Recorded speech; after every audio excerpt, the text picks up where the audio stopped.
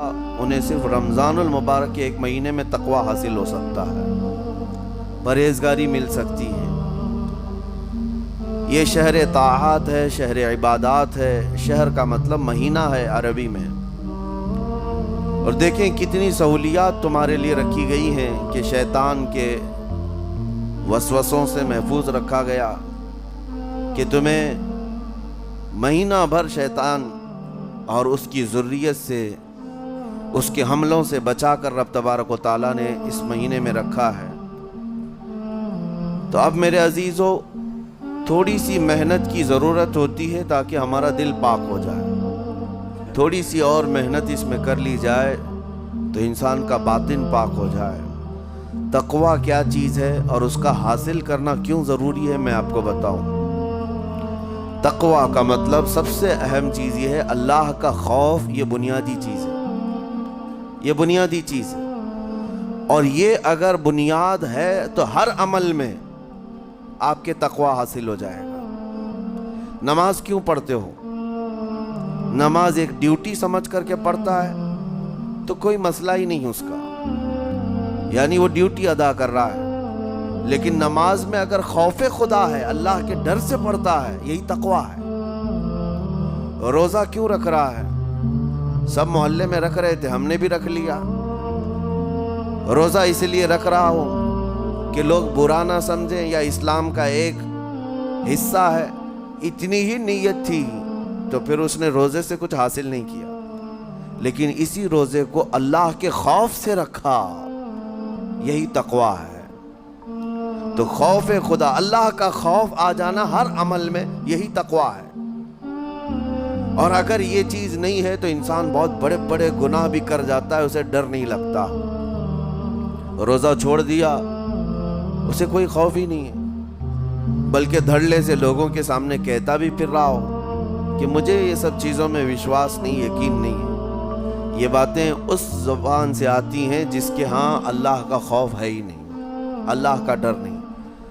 اسی لیے قرآن میں اللہ نے فرمایا لعلکم تتقون، تم پر روزے اللہ نے فرض کیے ہیں تاکہ تمہیں تقوی مل جائے، اللہ کا خوف۔ اور یہ کتنی اہم چیز ہے میں آپ کو بتاؤں، خوف خدا۔ خوف خدا کا مطلب کہ اللہ کا ڈر، اللہ کا خوف، یہ تمہاری پوری باڈی کو صحیح کرتا ہے، اندر سے بھی باہر سے بھی۔ خوف خدا، تم ہر قدم پر اگر یہ سوچتے ہو کہ میرا رب مجھے دیکھ رہا، جیسے کہ آپ کو پتہ ہے حدیث پاک میں حضور صلی اللہ تعالیٰ علیہ وسلم سے پوچھا بھی گیا احسان کیا ہے، یعنی نیکی کس کو کہتے ہیں؟ حضور نے فرمایا تم نماز ایسی پڑھو یا عبادت ایسے کرو جیسے تم اللہ کو دیکھ رہے ہو۔ اور اگر یہ نہیں ہو سکتا تم سے تو اتنا احساس تو رہے کہ اللہ تمہیں دیکھ رہا ہے۔ تو ہر عمل میں تمہارے یہ سوچ آئے کہ مجھے میرا رب دیکھ رہا ہے، تمہارے قدم سنبھل جائیں گے۔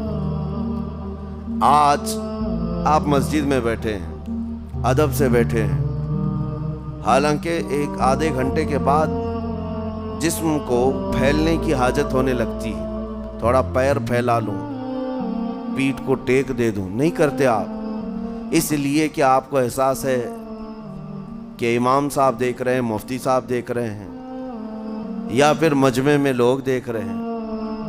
تو یہاں پر ہمارے دیکھنے کے احساس سے آپ کے پیر نہیں پھیلتے ہیں، آپ پھیل کے نہیں بیٹھتے۔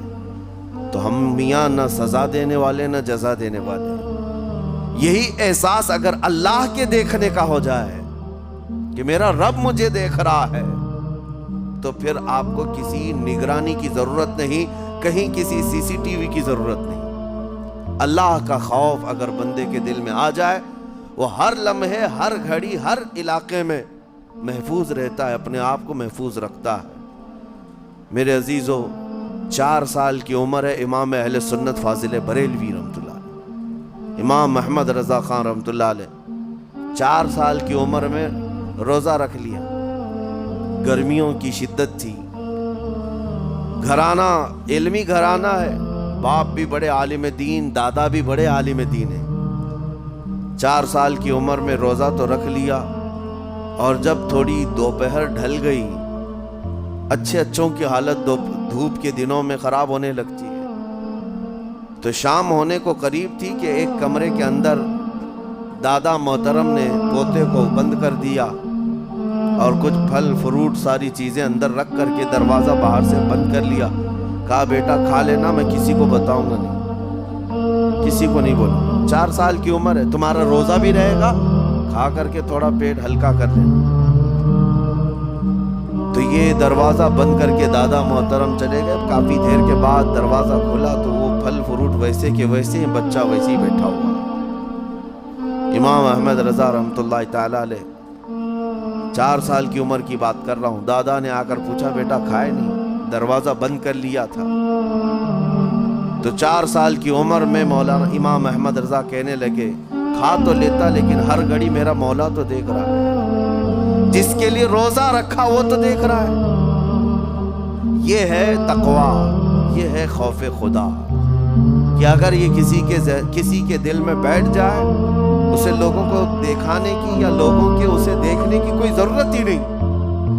मेरे अजीज़ों, तकवा हासिल करने का ये इतना बेहतरीन रास्ता है, इतना बेहतरीन रास्ता है। आप रोज़ा हैं, किसको पता है? मैं रोज़ा हूँ, किसको पता है? ये राज है मेरे और अल्लाह के दरमियान। आप रोज़ा हैं, ये राज है आपके और अल्लाह के दरमियान। बहुत सारे मौके आपके पास हैं दिन भर में, फजर से लेकर असर तक। कई मरतबा वज़ू में जाना पड़ता है, बाज़ाब्ता आप कुल्ली कर रहे हैं, आधा निकल जाते, किसको खबर है? या कहीं छुप करके कोई हल्की सी चीज़ चबा लेते, किसको खबर है? इसलिए कि ये अंदरूनी मामला है, राज है। आप खा रहे हैं, पी रहे हैं या नहीं खा रहे हैं, नहीं पी रहे हैं, ये कोई दूसरा नहीं कह सकता। आपके और आपके अल्लाह के दरमियान ये राज है। और आप बचे हुए हैं, हलक सूखा है शाम के वक्त और पेट भी पीठ से लगने आ जाती है। काम करने वाले जानते हैं कि शाम होते ही रोज़े का असर किस कदर ज़ाहिर होता है। काम करने वालों को ज़्यादा असर पड़ता है, एसी में सोने वालों को रोज़ा कहाँ पता चलता। लेकिन उस वक्त भी वो न पानी का एक कतरा हलक में डालना चाहता है, ना कोई चीज़ छुप करके चबाना चाहता है। मुझे बताओ मेरे अजीज़ों, क्यों अपने आप पर ये तकलीफ़ और अपने आप पर ये ज़्यादती कर रहे हो? आपको अंदाज़ा होता है ये मैं ज़्यादती नहीं कर रहा, ना ये अपने आप को तकलीफ़ में डाल रहा हूँ, ये मेरे रब की रज़ा है, मैं इसी पर कायम। इसीलिए फरमाया गया कि जब इफ्तारी का दस्तरखान बिछता है और पहले ही आकर के लोग बैठते हैं, और ये सुन्नत भी है, ऐसे नहीं कि भागते भागते आप आए, वक्त हुआ, खजूर लिए और खा गए। इफ्तारी के वक्त से थोड़ी देर पहले बैठ जाओ।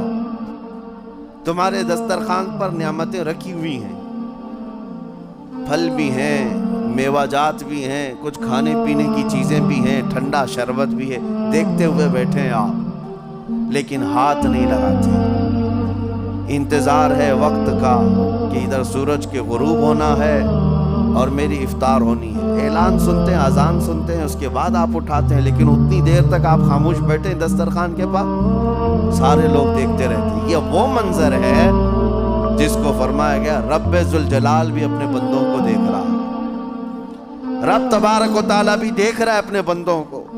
और सारे फरिश्तों को बुलाकर मेरा मौला ऐलान फरमाता है, ये मेरे बंदे हैं, देखो ये शाम का वक्त है, इनके हलक सूख चुके हैं, इनके पेट में भूख की शिद्दत है और इनके सामने अच्छी नियामतें पड़ी हुई हैं। ऐ फरिश्तों देखो, मेरे इन बंदों में से कोई भी इन नियामतों को हाथ नहीं लगाता, ये सिर्फ और सिर्फ मेरे लिए भूखे और प्यासे हैं। और फरिश्तों से अल्लाह फरमाता है तुम गवाह हो जाओ, इनकी हलक तर होने से पहले इनके लिए मैंने जन्नत लिख दिया। इसीलिए हदीस पाक में है, जब इफ्तार करते मेरे आका सल्लल्लाहु अलैहि वसल्लम यूं इरशाद फरमाते, ज़हब अज़्ज़मउ वबतल्लतिल अरूक व सबतिल अज्र इंशाअल्लाह। प्यास बुझ गई, रगें ठंडी हो गई और अजर अल्लाह के यहाँ पक्का हो गया। ये हुजूर पाक हर इफ्तार में अर्ज करते थे। मैं आपको ये अर्ज कर रहा हूँ कि ये छुपी हुई चीज़, इसी का नाम तकवा है। आप सिर्फ और सिर्फ बचे हैं अल्लाह के खौफ से।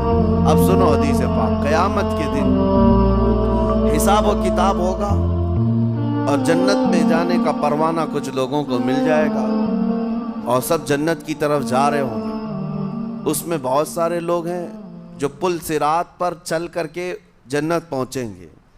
اب جب کافی لوگ جنت کے دروازے پر پہنچیں گے، ایک جماعت ایسی ہوگی جو پورے